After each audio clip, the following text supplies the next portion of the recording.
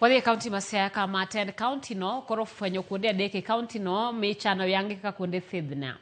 Ma kaluwore gi kwayo mar riwruoge mag governors kod chenro motelie kod duol marango weche alwora manonema.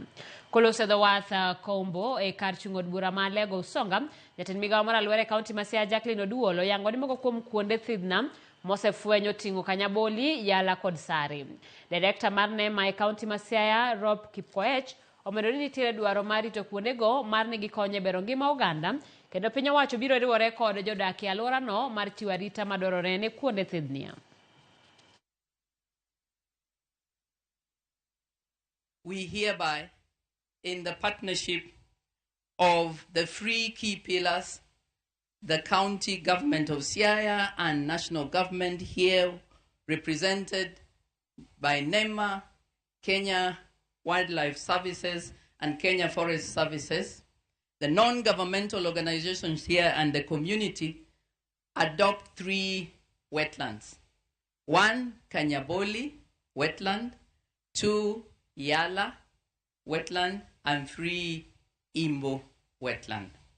I also want to confirm that we are here because we know that climate change is real, and we are aware that climate change does not just affect vegetation, does not just affect wetlands, but indeed affects livelihoods and affects health. Protection of wetland is very important for us as a Department of Agriculture because we need water and we need a balanced ecosystem for us to produce food.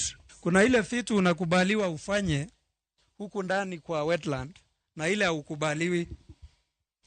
Nafikiri nyinyi mmejua ile imekubaliwa. Si mnaelewa? Unaweza ingia ndani utoe samaki ama utoe reeds or any other product utumie nyumbani, si ndio? Lakini kuna ile imekatazwa. Moja ni labda kuingia ndani uwe wanyama ile inaishi ndani. Si hiyo tunaelewa? Saa zingine mnachoma hii vegetation na mkichoma inaua wanyama, si ni ukweli? Kwa hivyo hiyo haikubaliwi.